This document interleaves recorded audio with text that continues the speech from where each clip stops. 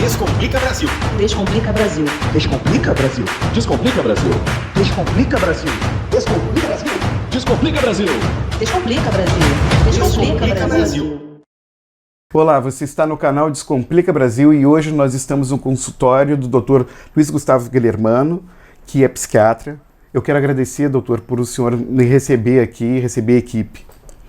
Olha, te receber aqui é uma exceção mesmo. Eu sou uma pessoa cuidadosa e um pouco avesso assim, a exposições, né?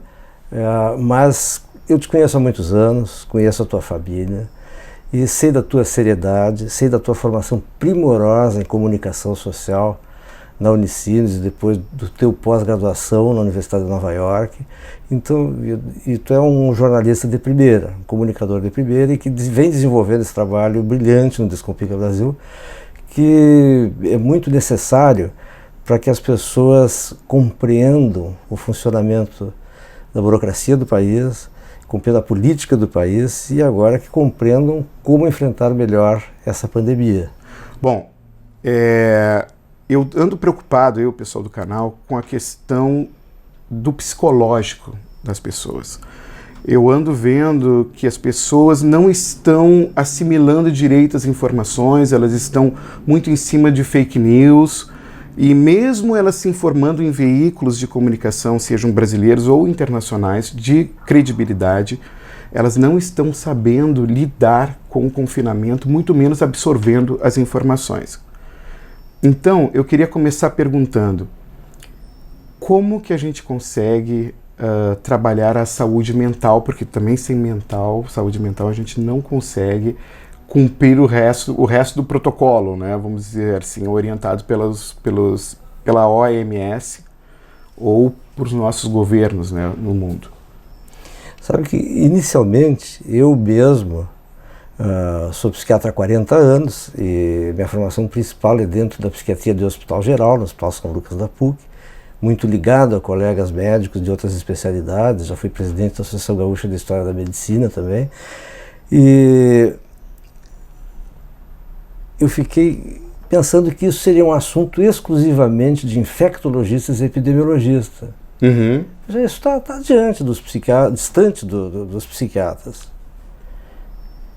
E logo comecei a receber publicações sobre os aspectos emocionais dessa pandemia e aspectos emocionais principalmente da situação de isolamento para as pessoas que estão em quarentena, e fui me aprofundando no assunto, dizendo, bom, como é importante, a psiquiatria está em tudo, como já diriam meus antigos professores.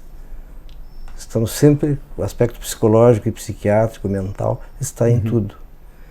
Então, uma coisa importante, primeira reação de todos nós diante das primeiras notícias da pandemia, quando era só epidemia localizada na China, a negação.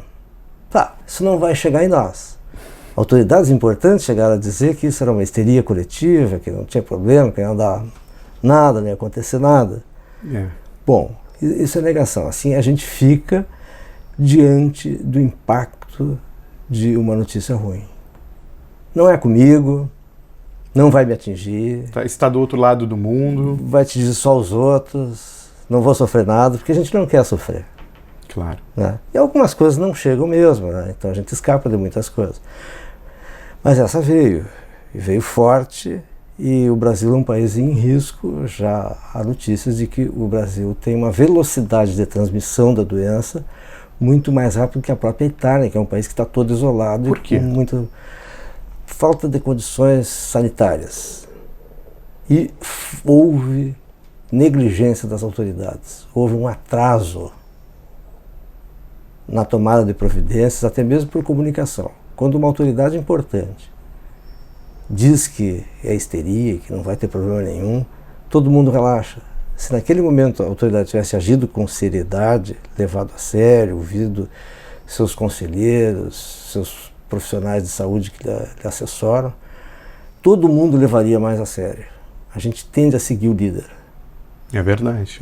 E se o líder nega ou age de forma frouxa, negligente em relação a um assunto tão sério. Todos nós achamos que não tem problema nenhum. A gente tende a acreditar no pai. É verdade. A gente tende a confiar no pai. Mas aí não entra um pouco de eles também não teriam, tanto aqui no Brasil quanto na Itália e outros países, não estarem com um preparo psicológico para isso, e aí, não, eu vou ter que acalmar a população, e isso não vai dar nada, né, uma coisa isolada. Será que o psicológico dos líderes, né, através do mundo, nos países, também não ficou meio balançado? Às vezes é muito difícil para um líder supremo ouvir os outros. Porque é também ele isso. que manda mais, então todo mundo é menos. Né? É verdade. Então, por exemplo, o nosso ministro da Saúde, Mandetta, é um médico de primeira. Eu não o conheço pessoalmente, mas tenho acompanhado o trabalho. Acho que ele está em posições muito boas, muito corretas, muito sóbrias. Também não são ao exagero de ser alarmista, não. E eu tenho notícias, eu sou formado na Universidade Federal de Santa Maria em 1980, depois é que eu vim para Porto Alegre fazer pós-graduação na PUC, e permaneci ligado à PUC até hoje como professor. Uhum. Né? Então eu tenho colegas por todo o Brasil.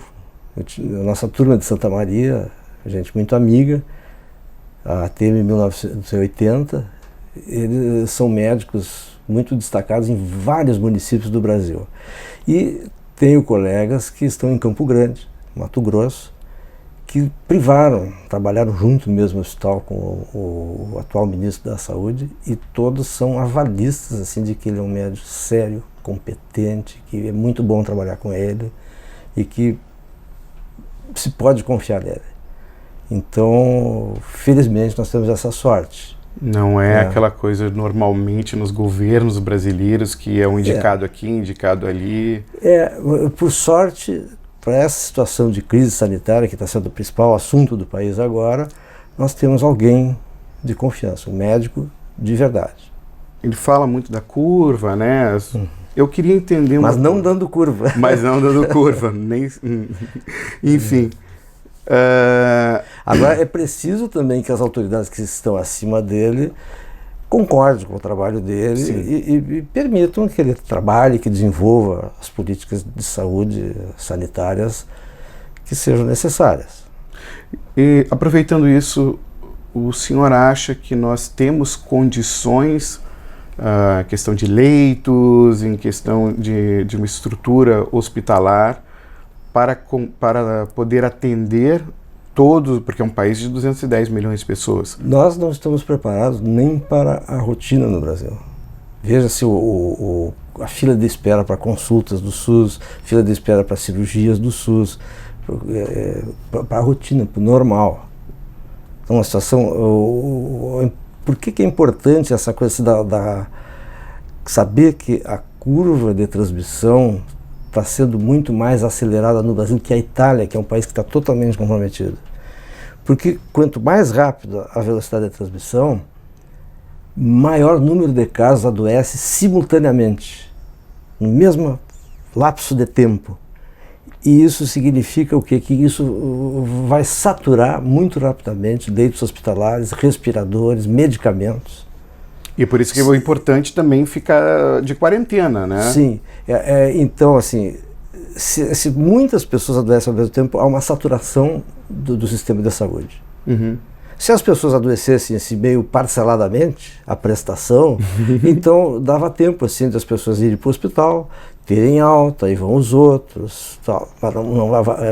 Nós estamos entrando no momento de que pode haver o chamado Deus nos acuda. E então, a coisa mais importante nesse momento é o isolamento social, a quarentena. As pessoas têm que se restringir isso, entender como salvamento e entender o seu próprio lar não como um presídio, mas como um lugar de acolhimento. E eu vou falar de algumas coisas que podem ser desenvolvidas em casa com muita satisfação. Mas não estamos ali contrariados, forçados pelo governo. Não é um toque de recolher de um golpe. Não é um estado de sítio. Isso. É para o bem do indivíduo, seu próprio bem. Nós temos que aceitar isso com resignação e procurar desenvolver rotinas que nos ajudem a passar melhor por esses dias. Desfrutar o prazer de estar em casa. Então é isso que nós temos que fazer. Porque é a coisa mais importante, porque não vai ter remédio para todo mundo, não vai ter leito para todo mundo, não vai ter respiradores para todo mundo. A Itália já está tendo que fazer a escolha de Sofia, assim, uma escolha terrível, que é escolher quem vai receber o respirador e quem não vai. Eu li isso. Então, as pessoas estão morrendo mesmo. Isso é lamentável, assim. Então, o Brasil pode evitar isso aí. Só tem um jeito. Isolamento social, quarentena. O que acontece depois de 20 dias? Como é que eu vou lidar com isso? E nós estamos conversando previamente que a pessoa tem que começar, já no primeiro dia, a trabalhar o psicológico, né? Então eu queria saber, assim, a sua opinião e o que dentro da comunidade médica vocês estão conversando sobre isso. Bom, vejo que tu estás bem preparado. Tem que estudar um pouco. Está estudando medicina, que legal. São os anos de terapia também ajudam, né? Esse é o Regis que eu conheço, estudioso sempre. Então, então nós passamos por um período de negação. Uhum. Não chega aqui, não vai dar, não é conosco, nossa vida não vai ser afetada por isso. Bom, foi quebrada a negação. Nós já sabemos, o Brasil não é o país do milagre, não é o país de que nada acontece, Deus não é brasileiro, estamos atingidos, somos humanos iguais aos outros, né? Então a negação já foi quebrada. Então estamos na fase de quê? Agora na fase de nos deprimirmos, de racionalizarmos, né? Com alguma barganha ainda, pode ser que não chegue e tal, se eu me cuidar, então vamos lá. Então, mas não são todos que vão ser atingidos, obviamente, pelo menos o impacto não vai ser o mesmo em todas as pessoas, só que nós temos a obrigação, então, às vezes tem gente muito forte, jovem, com boa imunidade, que realmente não vai adoecer, mas vai ser portador do vírus da mesma forma e vai passar para quem possa ser vulnerável. Uhum. Como é que fica a comunicação para que essa questão da família não se distancie tanto e também não afete o psicológico das pessoas? É importante entender agora que evitar o contato físico é manifestação de amor, não é descaso. Principalmente em psiquiatria geriátrica, a gente sempre estimulou muito que as famílias visitem os avós. Nesse momento, façam a visita virtual. Existem bons aparelhos, boa transmissão de imagem, inclusive. Não esqueçam dos avós, mande mensagem, principalmente as positivas, mandem músicas, bons vídeos, mensagens de alto astral, né? E fake news, por favor, tem que ser não transmitida. Banida, né? Tem que ser, é que nem um vírus, não passa adiante. Mas em isolamento pode acontecer que a pessoa... Porque o cérebro humano foi desenvolvido para funcionar em rede. Ao longo da evolução da espécie humana, veja bem, o ser humano ele é muito frágil. Não tem garras, não tem grandes dentes, não tem asa para voar, não sabe nadar, não sei poucos metros. Sim. Nós não temos grande velocidade. Somos limitados comparando com outras espécies. De algumas muito vulneráveis, coisas. Não temos uma carapaça. Sim. O que nós temos? A inteligência. A inteligência é a capacidade associativa de funcionar em rede, de um aprender com o outro. Por isso sempre se diz que o ser humano é um animal social. Eu ia falar isso. Então, nós para obtermos alimentos tínhamos que fazer caçadas em grupo, não tínhamos armas, agora é diferente, mas temos até durante milênios foi assim. Então o ser humano foi desenvolvido para funcionar em rede e sem essa rede, que são as outras pessoas, nós enlouquecemos, sofremos e enlouquecemos. Então temos que manter os contatos em rede pelos sistemas de comunicação, né? Aí, enfim, redes sociais, telefone, celular, o computador, temos que nos manter em contato, não podemos ficar um dia sem contato com alguém. Precisamos muito de troca de arquivos mentais com as pessoas. Então vamos trocar bons arquivos, indicação de livros, de filmes, né, que as pessoas... A Itália, as pessoas estão cantando, né, nas varandas. Cantando nas varandas, isso é bonito. Vamos fazer isso. Um grande coral da cidade, né, para a gente se sentir irmanado aos outros seres humanos. Nós precisamos disso. E assim, quando bem postado, assim, fazer elogios às pessoas, agradecer é muito importante. Então, a tendência da gente em isolamento, se a gente se descuidar, é começar a ficar triste. Ficar triste, achar que está abandonado, que ninguém me quer, ninguém gosta de mim e tal. Então, hoje, se você tem uma coisa de boa para dizer para algum amigo, diga, não economize, expresse, e com entusiasmo, e saiba receber e ser grato. Tá. Não ataque tanto, né? Não, coisas para... Não, eu digo assim, por exemplo, as pessoas, a gente emite muitas críticas sobre coisas que não concordamos na internet e atacamos pessoas ou instituições, mas principalmente o que a gente está tratando aqui, pessoas. A gente tem que... Atenção, haters. Segurem um pouco, tá? Vocês também podem ser afetados psicologicamente mais do que vocês já são. Não, mas assim, brincadeiras à parte, as pessoas têm que evitar também essa hostilidade, né?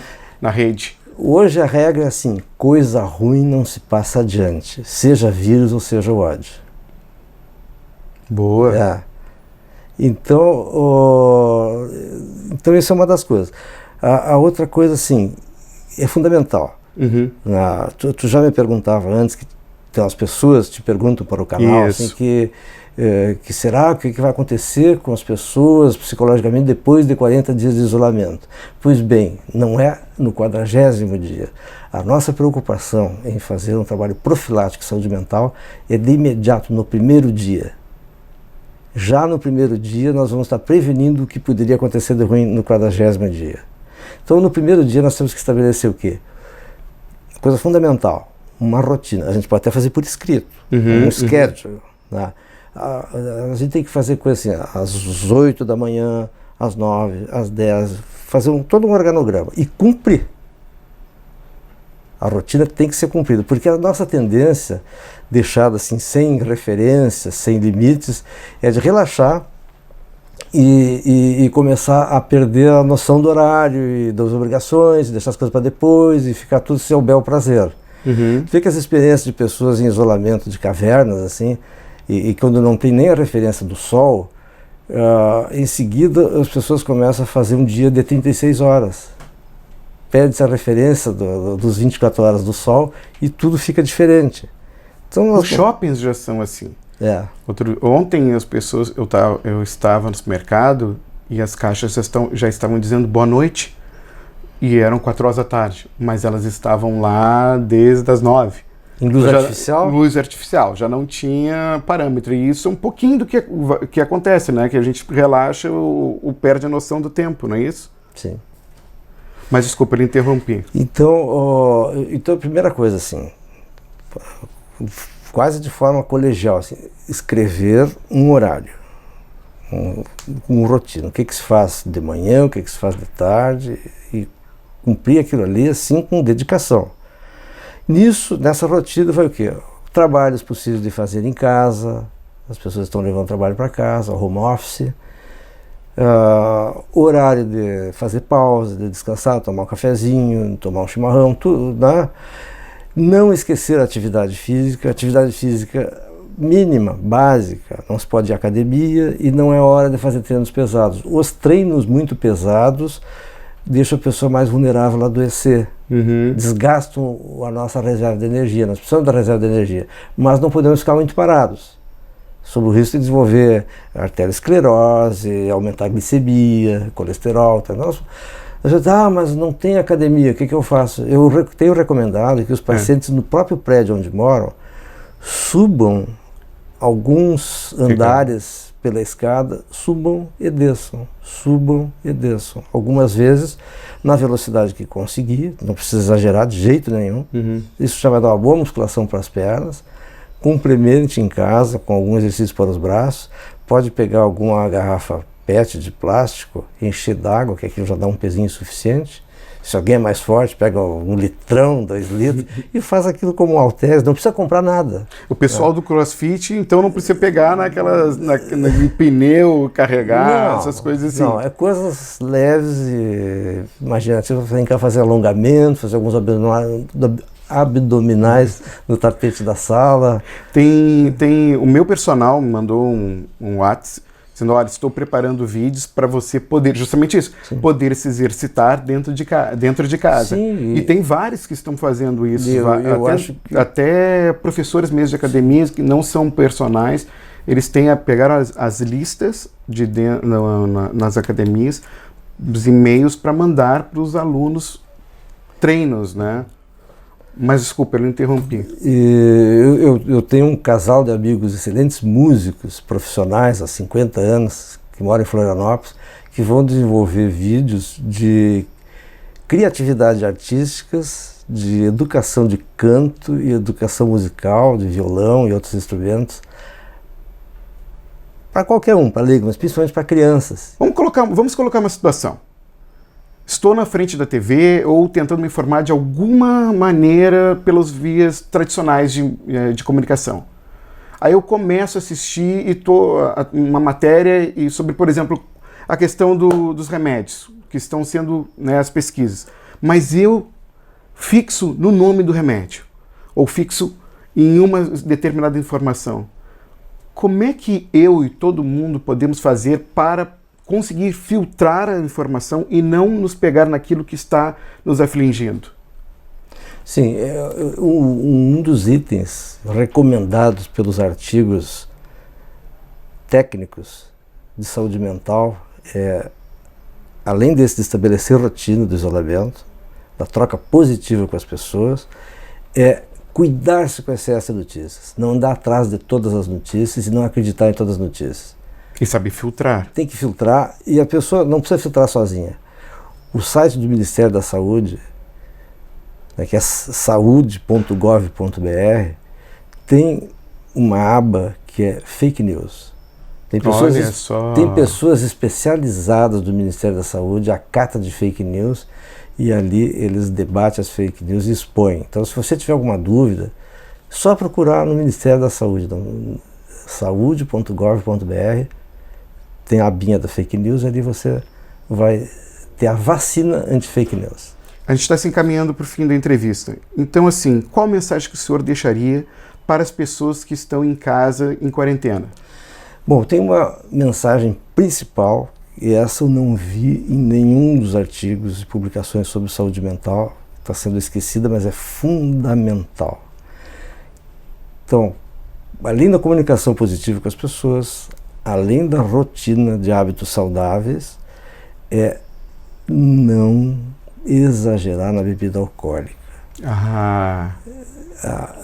As pessoas, em geral, relaxadas em casa, vão tender algumas a chamar a teleentrega de bebidas e vão ficar na frente da televisão parados e vão começar a beber demais, pensando que estão de férias. Isso não é férias.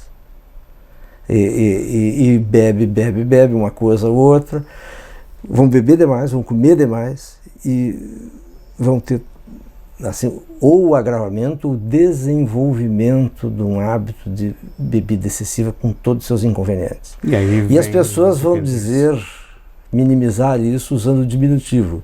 Essa forma diminutiva não diminui o prejuízo. E é uma coisa assim, tipo, tratar como se fosse um animal de estimação, meu whiskyzinho, minha cervejinha. Isso é muito perigoso, porque a pessoa vai ficar embriagada uma certa parte do tempo e depois vem horas de sono e preguiça e depois acordar com humor muito irritável. Aí briga com as crianças, briga com a mulher, dando problemas de dificultar o convívio doméstico. Então todas as coisas viciantes têm que ser evitadas. Drogas, nem pensar. Tá? E também assim, excesso de jogos eletrônicos pela internet também não dá. Quem joga é limitar com um período muito curto de tempo, não fazer apostas, tá? E também tem que ser com uso muito mínimo as pessoas que precisam entrar em ensaios eróticos, tá? Em sites eróticos. Isso pode ser estimulante, pode ser interessante e tal, mas todas as coisas que dão prazer podem ser viciantes, para atender a repetição e a ampliação do uso com todos os seus prejuízos. Então essa é a mensagem que o senhor deixaria para nós. Sim, além do que, assim, nos doentes psiquiátricos, mantenha o contato com os seus terapeutas rotineiro, agora através do chamadas de vídeo, e mantenha o uso dos medicamentos. Não estão de férias dos seus medicamentos. Não estamos de férias de nada. De nada. Né? Estamos só num resguardo maior, num cuidado maior.